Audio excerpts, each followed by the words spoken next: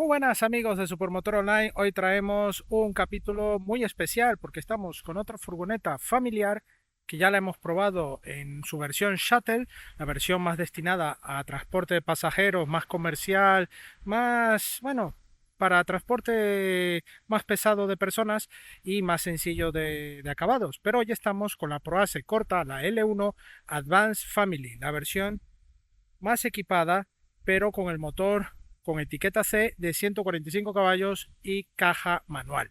Así que vamos a comprobar qué nos trae esta Toyota ProAce Verso en el vídeo de hoy. Dentro intro y empezamos. Coches y motos, sí señor, te los mostramos con buen humor. Rutas reales, sin postureo, lo que ves aquí va en video. Ángel, Alejandro y Alex en acción, probando en serio, directo en YouTube, campeón. Supermotor Online, sin complicar, lo bueno, lo malo, todo sin maquillar. Súbete al video, vamos a rodar, motor encendido, listo para empezar.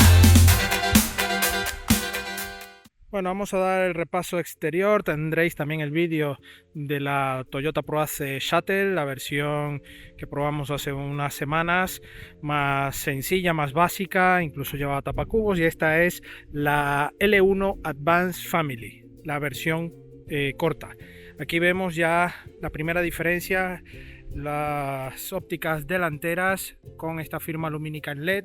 También llevamos todo este carenado sellado como en el anterior y por supuesto este color que es diferente, un color bastante bonito, bastante elegante, además de este paragolpes con todas estas entradas de aire y este toque en plata para darle un detalle más grande, ¿no? Más musculoso. Llevamos estas llantas en este acabado en tamaño 17 pulgadas y unas gomas 215-60 de perfil y además con unas gomas Michelin de todo tiempo. Eso también favorece muchísimo el agarre en diferentes circunstancias. Aquí vemos todo esto con goma, no hay nada de cromo. Aquí las ventanas en este formato, una puerta que tenemos en ambos laterales son puertas eléctricas y como vemos aquí el riel para que anden en ese pequeño sistema. Aquí bueno, vemos esta tapa que tenemos para repostar el diésel porque es de diésel, por eso lleva etiqueta C, y por supuesto en este lateral vemos el depósito del AdBlue de 22 litros. También vemos esta talonera en el color de la carrocería que le da una buena terminación, y ya llegando a la saga encontramos por supuesto estos pilotos traseros, este detalle también general del portón, del paragolpes con los sensores traseros y captadióticos justo ahí debajo, y una ventana accionamiento eléctrico justo pulsando en esta zona y tener acceso desde esta parte al maletero. Un maletero que aquí, bueno, esta bandeja se sale fácilmente, pero un maletero bastante espacioso, 660 litros, pero también aumentamos más de 1000 litros teniendo el portón totalmente abierto. Aquí vemos la disposición, luces en ambos lados, aquí tenemos esta agarradera para cerrar y todo este detalle incluso con ganchos en esta zona para poder anclar nuestros objetos. Aquí vemos esta parte para bajar la rueda de repuesto que la tenemos justo debajo, y aquí echamos un vistazo a toda la parte interior. Tenemos dos banquetas de 3 plazas individuales, vemos este túnel superior de ventilación incluso con iluminación para los pasajeros, y bueno, ahí la parte delantera, ¿vale? El portón es manual, lo cual se agradece, y cámara justo en esta parte.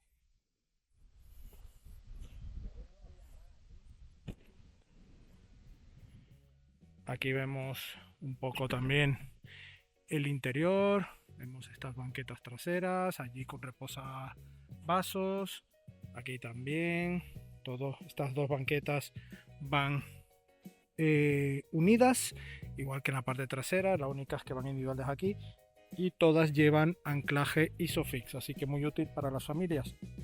Aquí en esta zona llevamos estas bandejas útiles para, bueno, llevar nuestras cosillas allí, y más detalle aquí en la parte superior. También llevamos cortinilla de privacidad en esa zona y más detalle aquí en el salpicadero.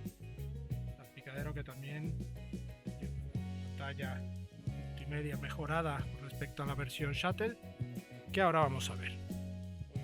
Vamos a entrar, aquí tenemos este escalón, tenemos también calefacción en el asiento en 3 intensidades, regulación manual, eso sí, este armado, y el volante aquí en esta parte. Vamos a entrar y aquí ya tenemos el salpicadero, un salpicadero plásticos duros. Tenemos ahí el portavasos en la parte alta, luces en esta zona, y también tenemos aquí el espejo, al igual que en el lado del copiloto, elevalunas eléctricos delanteros, cierre de espejos, tenemos detector de ángulo muerto y pantalla digital, encendido por botón. Pisamos embrague y freno, lo tenemos encendido, y ahí tenemos nuestra pantalla que vamos modificando justo en esta zona, que podremos elegir aquí en este botón los distintos modos de visualización, ahí con el sistema de hadas, aquí minimalista, relojes, información lo llevamos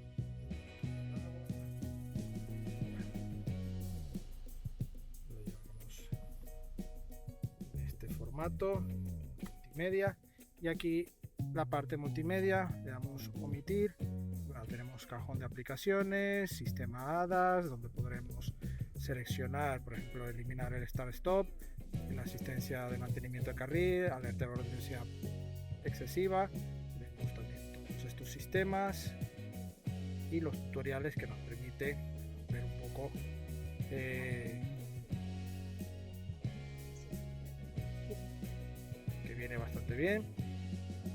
Tenemos un multimedia, el mirror skin, los ajustes con perfiles, sistema, brillo, actualizaciones, vehículo, iluminación, acceso, y aquí rápidamente al sistema hadas con este botón. En la zona baja tenemos clima bisona en esta parte, y aquí tenemos el abrir y cerrar puertas general de delanteras, el seguro de niños para las puertas traseras, y la apertura y cierre de ambas puertas laterales, los warning y conexión de datos por USB-C y carga también por USB-C, y un cargador inducción en esta zona. Aquí una pequeña bandeja y la palanca de cambios manual de 6 velocidades, muy simple. Aquí todo por esta disposición, pedales en goma y este pequeño pasillo aquí. Tenemos también huecos en las puertas, aquí uno en esta altura y uno más profundo. En la puerta principal llevamos esta zona y también bandeja, y aquí, bueno, para cerrar la puerta. Y en la zona alta llevamos este hueco generoso en la parte del salpicadero. Muy útil. Aquí vemos este espejo interior. Me he echado de menos aquí otro espejo interior en esta zona para ver un poco a la parte trasera. Todo con este detalle muy bonito. Aquí vemos otra guantera en esta parte superior y otra en esta parte inferior, un poco más pequeña, que podremos guardar más documentación en esa zona. Hay más altavoces, la verdad, bueno, todo clarito en la parte alta, pero plástico duro por todos los sitios. Y control de descenso, calefacción de volante, iluminación, ajuste y los modos de conducción que van aquí, freno electrónico, los modos de conducción normal, arena, barro y nieve. Y bueno, aquí un detalle de este volante típico ya de Toyota. Y ya solo queda ponernos ya rápidamente al volante y os cuento qué tal va esta Toyota ProAce Verso. Acompáñenme. Bueno, ya estamos al volante de este Toyota ProAce Verso, la versión monovolumen de Toyota, fruto de colaboración con Stellantis, por supuesto. Esto, bueno, para muchos puede ser un tema complicado de entender y de asimilar y de, bueno, adoptar una elección a por un Toyota, pero no olvidéis que esto pasa en muchísimas marcas y en muchos años atrás también pasaba esto, ¿no? Yo creo que sigue siendo una alternativa clara para Toyota. Lamentablemente sí que hubiese gustado tener una alternativa al menos híbrida con todo el sistema de Toyota, y yo creo que hubiese sido ya la guinda del pastel para este modelo, porque unimos lo mejor que tiene estos furgones, estas monovolumen de Stellantis, que bueno, sí puede ser mejor, no estamos ante una clase V de Mercedes, pero obviamente es algo práctico, algo sencillo, no tan sencillo como la Shuttle que probamos hace unas semanas, que incluso lleva la pantalla más básica, solo con conexión de Bluetooth, pero todo esto para quien lo usa incluso para trabajo viene más que bien, ¿no? Tampoco necesitamos mayor despliegue tecnológico, y en este caso llevamos esta pantalla con algo más de tecnología, pero tampoco para tirar cohetes, pero sí que llevamos las 8 plazas disponibles y una dimensión o un chasis más corto que otras versiones, la L2, que es un poco más larga, eso dependiendo de lo que necesites. Este modelo en particular es la 145 caballos y 340 Nm par, motor diésel 4 cilindros con 69-70 litros de capacidad de combustible diésel, gasóleo, y 22 litros de AdBlue. Sí, lleva AdBlue, menuda, pero bueno, es lo que tiene, ¿no? Esto para pasar normativas y todo, tienen este sistema. Es un motor que a mí me resulta bueno en líneas generales, pero ya pensando obviamente en el uso intensivo de este coche, ocupando las plazas, maletero, y si tienes orografía muy de montaña, es un coche y un motor que te va a resultar muy lento, un motor que vas a tener que ir muy subido de vueltas para poder ir con algo más de empuje. Hay un motor 180 caballos y por supuesto también tenemos la versión eléctrica, eso para otra ocasión. Vamos a hablar de este 145 caballos que ya os he avisado eso, ¿no? Que tenemos que ir a mucha par de vueltas, mucho régimen de vueltas para conseguir una velocidad un poco más alegre. Estamos por encima de los 10 segundos, incluso casi 12 segundos del 0 a 100. Tampoco estamos buscando romper récord en un circuito con este coche, para nada, pero ahí denotas como el coche tiene un ritmo de vueltas bastante pausado, bastante paulatino, y que eso va aumentando según el peso que lleves, ¿no? Entonces es un coche que es para viajar muy tranquilo, pero sobre todo si tu orografía es demasiado de montaña, mucha cuesta, pues puedes notar eso, y si puedes hacer el salto al motor más potente, yo te lo recomendaría sinceramente. Sin embargo, este modelo está en unos 40.000 euros, y eso hace que obviamente el otro modelo más potente te sea quizás menos atractivo en cuanto a precio, ¿no? A desembolsar el dinero. Esto me parece un precio bastante bueno, hablar de 40.000 euros para un 8 plazas, espacio, y que el coche se maneja bastante fácil en ciudad. No es un compacto, pero al tener lo que es la carrocería un poco más corta, la L1, pues te permite apañarte bastante bien en aparcamientos y eso. Ya la versión larga ya es un toquecillo más complicado, aunque tenemos toda la parte de sensores, también detección de ángulo muerto, que nos va a facilitar incluso con la cámara también. Entonces es un uso sencillo dentro de lo que cabe, pero tenemos que tener en cuenta ese pequeño detalle, ¿no? En cuanto a la carrocería, al tamaño, pero si estás buscando estos monovolumen, lo debes tener muy en cuenta.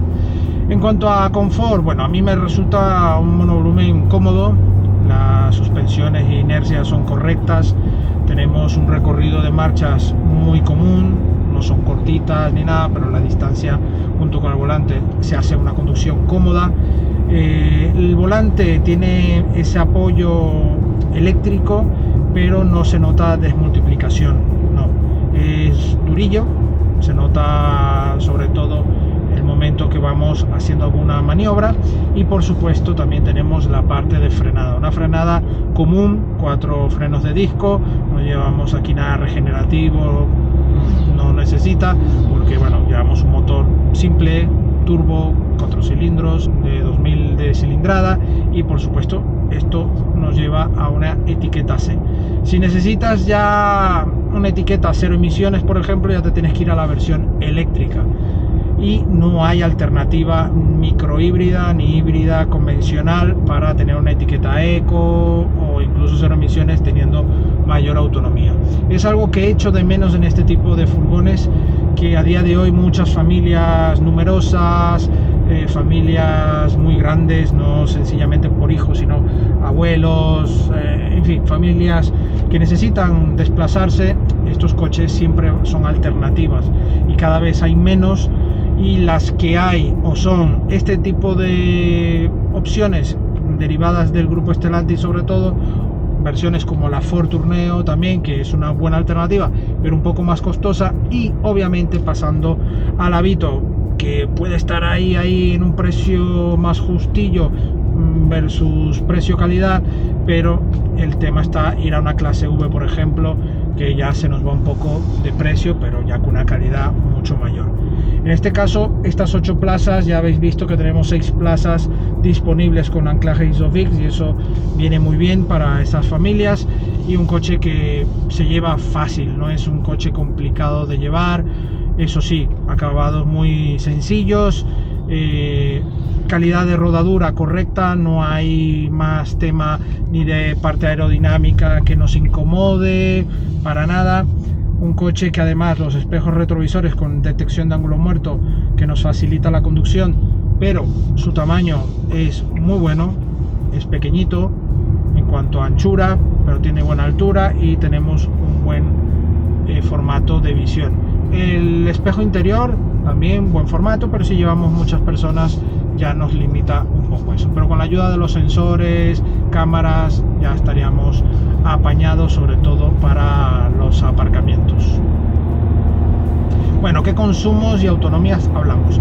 Hablamos de autonomías en el entorno de casi los 800 kilómetros, si nos los proponemos. Los consumos sí que estamos en una media, hemos hecho 1350 kilómetros en estos 7 días, algo bastante, hemos viajado en él y se nota. Y los consumos sí que han bajado a unos 7,8 en gran parte del viaje, sobre todo en carretera, a velocidades constantes, hemos bajado a esos 7,8, pero luego ya transitando mucho por carreteras secundarias, meternos en ciudad, salir, bueno, a incorporaciones, todo eso ya nos hace que la media sea de 8,2 litros, una media bastante alta, pero hay que tener en cuenta tamaño, aerodinámica y sobre todo esa potencia bastante justita, sobre todo cuando hablamos de orografía de montaña, e incluso si llevamos el pie muy alegre y tenemos que recurrir a llevarlo muy pasado de vueltas en todo momento para alcanzar una buena velocidad más rápidamente. Y bueno, amigos, ya como veredicto y conclusión, a mí esta alternativa me parece muy correcta. Estamos hablando de 40.000 euros para esta versión, que es la versión inicial de la gama en cuanto a este formato Family Advance L1, y estamos hablando del entorno de los 40.000 euros, un precio muy valorado. No estamos hablando de cifras desorbitadas.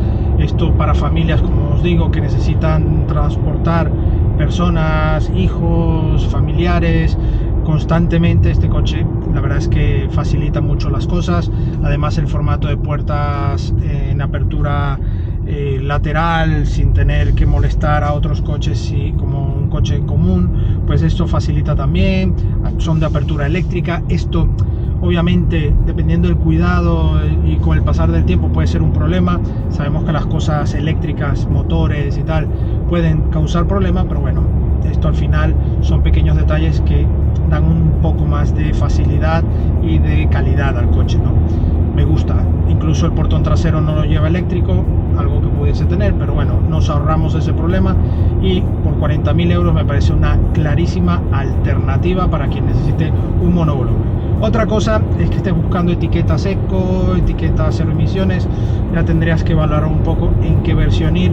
En el caso del eléctrico para 0 emisiones, y en estas versiones no hay etiqueta eco, así que es una grandísima pena no tener una alternativa híbrida, sobre todo con la mano de Toyota. en esta colaboración. Me hubiese gustado tener algo en este modelo. Yo creo que sería un auténtico éxito, sinceramente, pero lo dudo muchísimo que llegue a pasar. Así que nada, amigos, agradecemos a Toyota España la sesión de este Toyota ProAce Verso Family Advance L1 y a vosotros la visita. No olvidéis suscribiros al canal, dejarnos vuestro like y vuestros comentarios aquí debajo, que siempre estamos atentos a vuestras dudas y comentarios. Y también no olvidéis la prueba escrita de este coche y de otros coches y también motos en nuestra web supermotor.online y también las redes sociales Facebook, Instagram, TikTok y X, donde tendréis actualidad del día a día del motor. Así que muchas gracias y nos vemos en la próxima entrega. Adiós.